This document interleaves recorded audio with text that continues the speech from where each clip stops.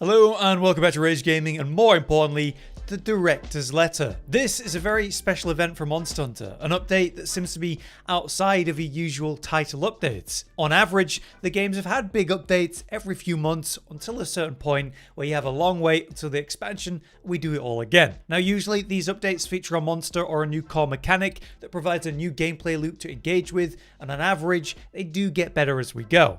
The fact that Title Update 1 already felt like a measured and longer than normal update, with things like Mizu having multiple forms, the 8-star tempered version as one thing, but also Shia shaking things up at the same time, that's been nice to see. Not to mention, there's the Spring Gathering Hub thing weeks later, and Arch Tempered Ray at the end of April. But now we're going to have this hugely impactful Director's Letter on top at the end of May. It's just different. Topics like, yes, layered weapons are there, but also big rebalance changes from weapons to general gameplay, core monster changes coming, quality life, game stability, and more.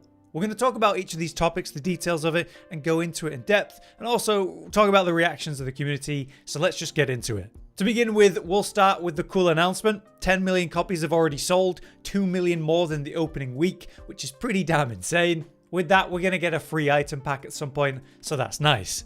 So, as stated, we will also continue to release further updates with an update at the end of May and a second free title update around summer, and more title updates to come. So this Director's Update is talking about this special update at the end of May outside of Title Update 1 and Title Update 2. In this May update, we're getting quite a lot, such as the 4 Apexes and Gore Magala in a new version. They will become 8-star options, suggesting a harder version. As they state though, there's been adjustments beyond just more health and multiplayer scaling, which it will have. Something called resistance to wounding. This is a big topic, and one of the points of contention over wounds and focus strike stuff in general. If you're unaware, there's essentially complaints that the game is easier than it could be without the whole wound mechanic. They're certainly helpful for DPS, but it's when you focus strike them.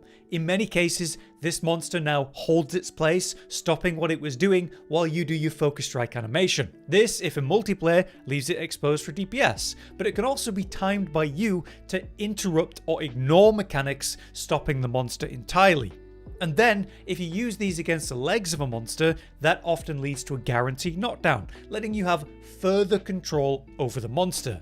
It seems the way they're going to address this issue is by introducing wound resistance or tweaking it further. That suggests that the wound mechanic will still work how it is now, but they're going to build up the wounds slower than before as a way to balance it. And I think that's pretty clever. Wounds and wound popping, it feels really good, I like it a lot, but there's no doubt that it really does make even harder moments in a hunt easier to manage if you're thinking about when you're going to pop those wounds. It does sound like it's just going to be 8-star monsters that have this resistance to wounding, but I think that's exactly where it should be. Anyway, there's also the aspect of rewards, for 8-star monsters. Tempered Arkveld has been our only option for double relic reward potential in the launch version, and it's also been a big point of feedback. So even if you were hunting like the toughest Gore Magala available, you could only get 5 relics maximum there. Meanwhile, you could hunt a Tempered Arkveld and get 10, or even 20 if it's a double hunt. So, with all Apexes and Gore having an 8-star, that should also mean those rewards there, and we're going to have Mizu as an 8-star and Shia on top. So we're going to go from 1 monster having the whole double relic rewards potential to 8 total, which is going to be amazing. Though I should say, that's coming at the end of May, right? So in Title Update 1, for that we'll have Tempered Arkveld, Tempered Mizu, and Shia, which is still triple what we had before. Before we move on to that next topic though, I also need to highlight something they said about Arch Tempered Ray Dao between all of that. It would seem there's been some confusion around Title Update 1, and now that's been clarified. Basically, AT Ray Dao will actually be a limited time event quest from April 30th, but that doesn't mean they're removing it when that quest is gone. They say here that it's going to become a free challenge quest from May 7th, suggesting that the limited time version will indeed be limited time, but then the free quest, that's how you access it from then on. I wonder what the difference between the two will be though. Alright, next topic. Balance changes. This is crazy to me because what I'm used to with Monster Hunter games is the launch version and then the expansion version, and that's probably it. It's already been a blessing that we had a beta where serious feedback was addressed, big changes to the weapons came at the same time.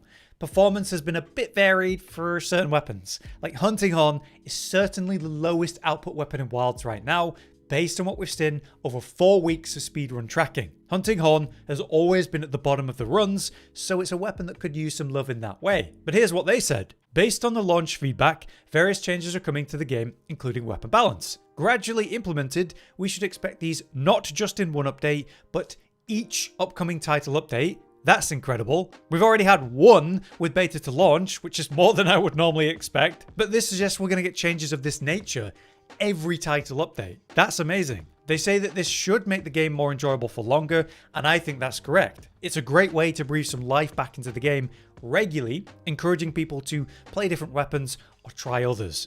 Anyway, the only specific weapon reference they said was not Hunting Horn, but hammer. For example, we are currently considering upwards adjustments for the hammer and then looking at other overall weapon balance adjustments with a goal to implement them either in the end of the May update or second title update in the summer. So hammer, does that deserve it? Yes, definitely. It's been 13th or around that area in terms of performance, at least based on the speedruns of 4 weeks of tracking. Personally, I would argue more for Hunting Horn, but if I was going to pick other weapons, I would have also referenced hammer. So it's fair enough. And they did say other adjustments would be considered and will be implemented in that May update or the second title update if needed. That sounds like we're going to get these balance changes even more than just the title updates, which is very exciting. Now, on the other hand, they did talk about the other end of balancing, which is overpowered stuff and how that's going to be adjusted downward while continuing the pattern of boosting other aspects. So what do they mean by that? Bow is going to be the example. In the beta, the bow was overperforming so comically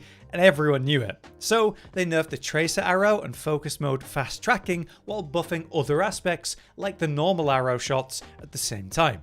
The result was bow dropping in the rankings to around 10th or so in your average rankings, but remaining strong overall, just not nearly as busted as it was. Did they overdo it? There's debate to be said there, but bow is definitely not like the worst performing weapon, that's for sure. So what could they do to target the top performers? Well, I'd be looking at things like Charge Blade. You could nerf the ED2 part of the chainsaw combo and then encourage other attacks like AED, SAED, and also the new AED follow-up attacks, since they used a lot less.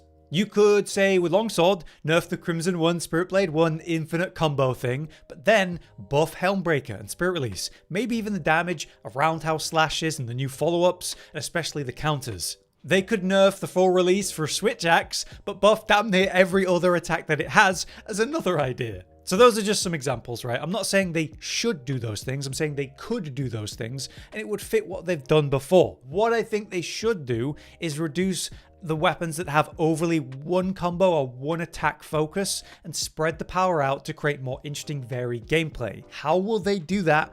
I'll be interested to see. Now, for balance, they also highlighted Corrupted Mantle, which is hilarious because it's so strong and they said it wasn't expected. They said it's overtuned at launch, it was building up more damage than expected, narrowing the range of options for choosing mantles. Let's be clear, it's the strongest mantle and it's not close. Evasion Mantle requires you to perfect evade and then you have a buff for a period. Rocksteady might help you get off longer animations. Corrupted Mantle literally gives you loads of affinity and raw and it lasts an insane amount of time.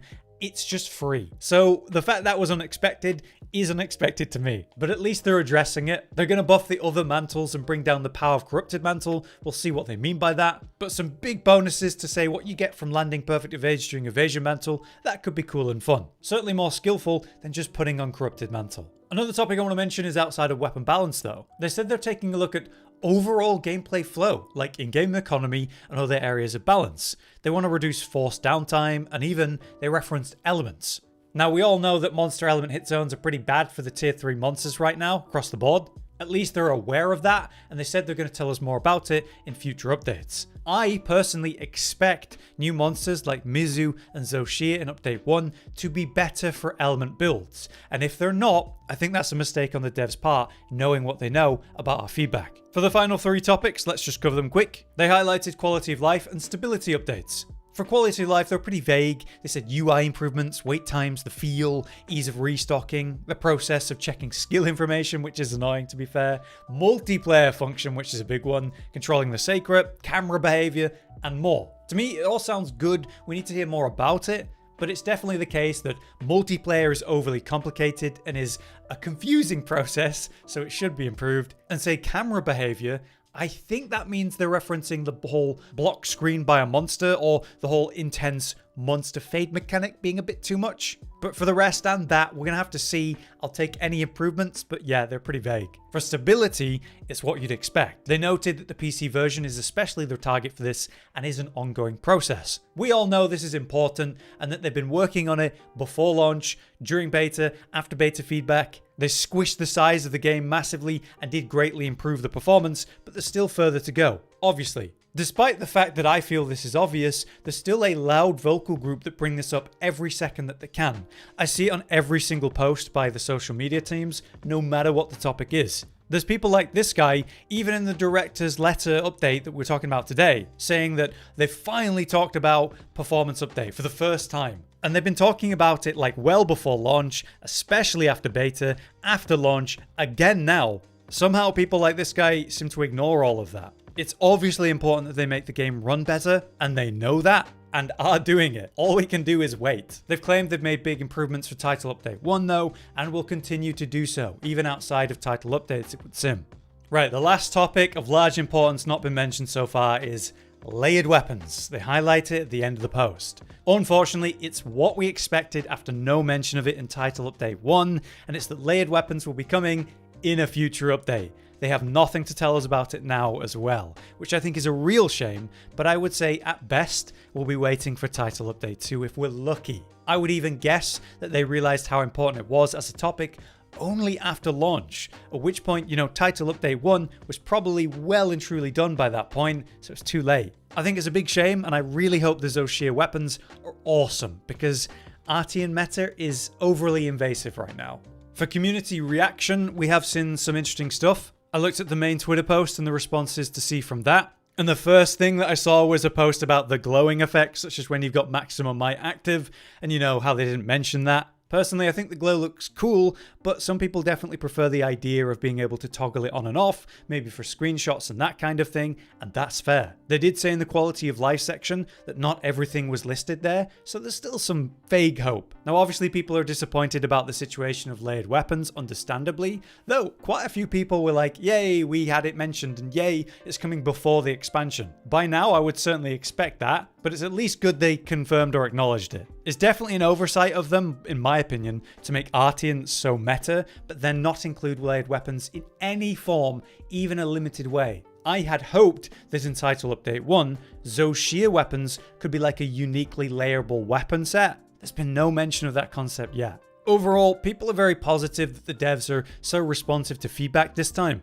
The idea that we're going to get a May update outside of title updates and the big deal of all of that is awesome. Obviously, there's still that percent of people that can't be happy about even good news, right? People suggest that all of these things should have been in the game at launch, and actually I can understand aspects of that. Like Shia, that should have been a monster that we've been hunting at the end of high rank. But at the same time, I think the way they paced Update 1 is great, and frankly, how can they make big feedback changes without a chance to gather launch feedback? They're doing a great job, and I really appreciate it. But something to add on here is a little highlight of the live stream with Joe and Jono, two of our community managers, to kind of break down the live letter. They went through the whole thing live, just talking about it and explaining things from their point of view, just to provide that little bit of more context where they could. They didn't actually announce anything extra or say anything other than what we've covered in this video though, except for their highlight of the hammer and some of the changes that might be coming. It was Jono that referenced that, potentially stats and moveset and beyond just basics could be changed. And what this meant to me was kind of what we saw with some of the big changes to Lance and SNS, or say the Switch X and the Insect Glaive. So there's potential that it will get noticeable changes like we saw for those 4 weapons, which is quite an exciting concept. But, we're going to have to wait and see with more information when that comes. Another thing they did add to was the whole quality of life topic, referencing some of the stuff that's mentioned. And something I thought was interesting was the fact that they're expecting these to roll out over various updates. Like, we're going to get some in Title Update 1 and the May update, but we could expect smaller quality of life stuff just to streamline and improve the experience in smaller, more regular updates. So that's nice too. But yeah, if you'd like to hear from Joe and Jono and see their take on it and their rundown of it, it's on the Monster Hunter YouTube channel right now. But yeah, there you have it. Honestly, the fact they're doing this at all has come as a big surprise, but it's a very welcome one. This should change the normally on and off nature of endgame Monster Hunter to something a bit more active consistently. And it feels like Wilds is getting more update attention than any other Monster Hunter game so far. Like we're getting a big title update and then a mini one between the next one. Let us know what you think about it all. But for now, I've been Hollow, you've been you, and thanks for watching.